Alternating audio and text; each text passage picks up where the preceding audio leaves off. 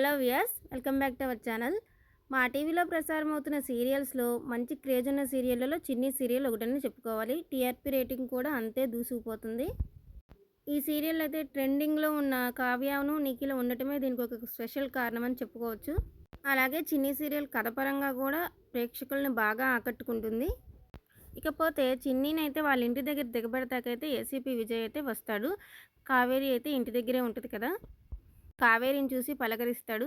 అప్పుడు కావేరి మాటల మధ్యలో మీరైతే పీటీ టీచర్ కాదని నాకు గట్టిగా తెలుసు అని అంటుంటే, నేను పీటీ టీచర్‌నే మీరే కాదంటాడు. నీకెలా తెలుసు నేను కాదంటే, నీకెలా తెలుసు మరి నేను కాదన్నానని చెప్పేసి ఇద్దరు వాదించుకుంటారు. అప్పుడైతే కావేరి అయితే మీరు పోలీస్ ఆఫీసరు పీటీ టీచర్ దగ్గరైతే గన్ ఉండదు కదా అని చెప్పేసి అంటూ ఉంటుంది. ఓహ్! మీరు టూ స్మార్ట్ అండి. వెంటనే ఎలా కనిపెట్టేశారు? అవును, నేను పీటీ టీచర్‌ని కాదని చెప్పేస్తాడు విజయ్ అయితే. అలాగే కాఫీ షాప్‌లో కలుద్దాం సాయంత్రం. మీతో కొన్ని మాట్లాడాలి, కొన్ని ప్రశ్నలు అడగాలని చెప్పేసి అంటూ అక్కడి నుంచి వెళ్ళిపోతాడు విజయ్. కావేరి అయితే చాలా టెన్షన్ పడిపోతూ బాలరాజుకి ఫోన్ చేస్తే, బాలరాజు అయితే ఏం టెన్షన్ పడకు, చాలా నిదానంగా సమాధానాలు చెప్పు, ఏమీ కనిపెట్టలేరని చెప్పేసి అయితే అంటాడు. ఏసీపీ విజయ్ అయితే ఉషలా నటిస్తున్న కావేరినైతే ఖచ్చితంగా కనిపెట్టేస్తాడండి.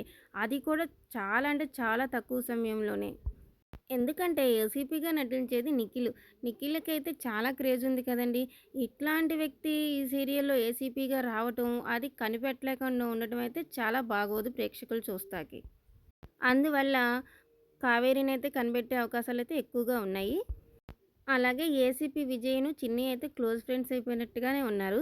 అలాగే ఏసీపీ విజయ్ ప్రాణం అయితే చిన్ని అయితే కాపాడింది కాబట్టి, చిన్ని కోసమైనా కావేరి అని తెలిసినా సరే ఆ నిజం బయట పెట్టే అవకాశం కూడా ఉండకపోవచ్చు. సో, నాకైతే ఇలాగ అనిపించింది. మరి మీకు అలాగ అనిపిస్తే కనుక లైక్ చేయండి. మన వీడియో గనుక నచ్చినట్లయితే ఒక్క సబ్స్క్రైబ్ చేసేయండి. Thank you.